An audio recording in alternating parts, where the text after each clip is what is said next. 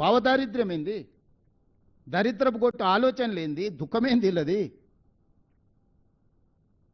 మీ సమస్యలు కూడా పెండింగ్ ఉంటే నేను వచ్చినాకనే పరిష్కరించిన. మీకు నష్టం కోర్టు తీర్పు వల్ల జరిగింది. కానీ మీకు రాజశేఖర రెడ్డి గారు ఇచ్చిపోయిన ఇండ్ల పట్టాలు 10 ఏళ్ళు ఇవ్వకుండా పక్కన పెడితే నేనే కదా మీకు అందరికీ మీ అందరితో భోజనం చేసి మీ అందరినీ మంచి చేయాలని ఒక అడుగు ముందుకు వేసినాం కదా.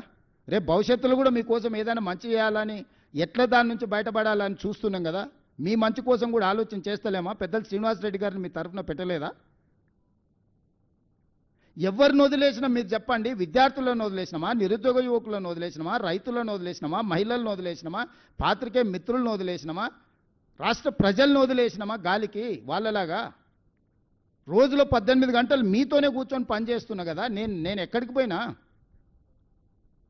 తాటి చెట్టు లెక్క పెరిగిండు కానీ తలకాయ మోకాళ్ళలో కూడా లేదు అన్నట్టు, దూడకున్న బుద్ధి కూడా లేదు, దూలం లెక్క పెరిగిండు అని వెనకడికి పోవడం అన్నాడు.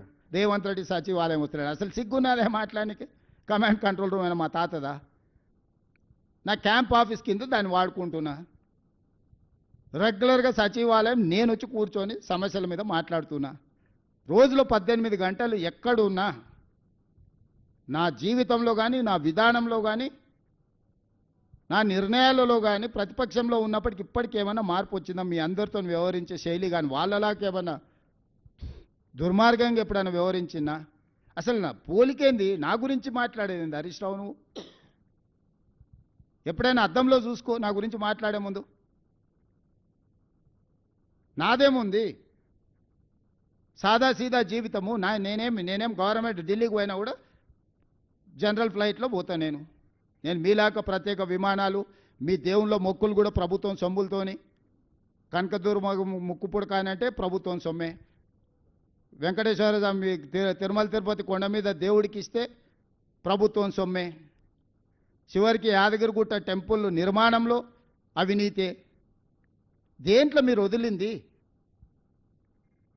కోవిడ్ టైంలో ఎన్ని డొనేషన్స్ను మీరు దిగమింగినరు?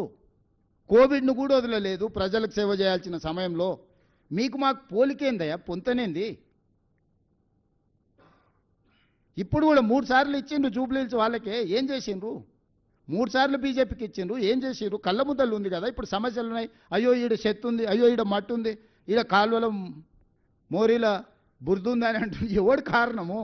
అసలు సిగ్గాను ఉండాలి. అందుకే నా చెత్తకుండి దగ్గర ఓ రోజు కట్టేసేయారు. కట్టేస్తే గొలుసు పెట్టి కట్టేస్తే తెలుస్తుంది, జ్ఞానోదయం కలుగుద్దేమో అట్లనా అని.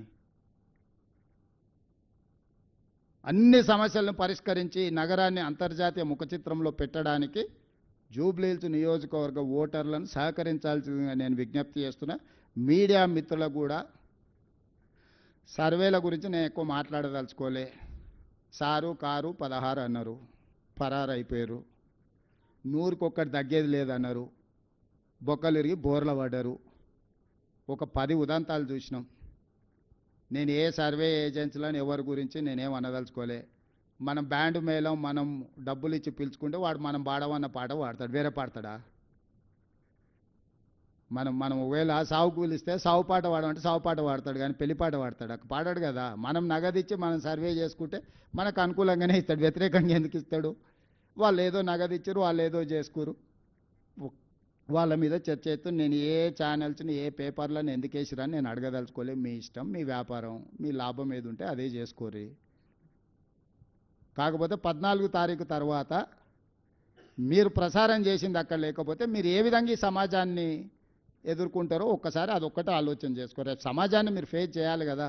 నిజం నిప్పు లాంటిది 4వ పిల్లర్ ఏంటో చెప్తారు కదా. ఆ పిల్లర్ లేదు, 3 పిల్లర్లు ఉన్నాయి తెలంగాణలో అని చెప్తారా? నిప్పు కాస్త ఉప్పు అయింది, ఉప్పు కాస్త పప్పు అయిందని చెప్తారా? కాబట్టి దయచేసి కొన్ని పొలిటికల్ పార్టీ ఓన్డ్ మీడియా ఉంటుంది, అది మీడియా కింద మేము ఎప్పుడు చూస్తలేము. కరపత్రాల కిందనో పార్టీ కార్యకర్తల కిందనో ఇస్తాం. మనుషులుగా వాళ్ళను రిపోర్టర్ల అని మాకు విజిటింగ్ కార్డు ఇచ్చినా గౌరవిస్తున్న వ్యక్తులుగా వాళ్ళని రిపోర్టర్స్గా మేము ఎప్పుడు చూడం. కానీ న్యూట్రల్ జర్నలిజం చేసేవాళ్ళు చిన్న చిన్న ప్యాకేజీల దాంట్లో పోయి మాత్రం ఈ తప్పులు చేయబాకండి. నిజం అబద్ధం ఏముంది 14 తారీఖు నాడు ఈ సమయానికి మీకు తెలుస్తుంది, మాకు తెలుస్తుంది.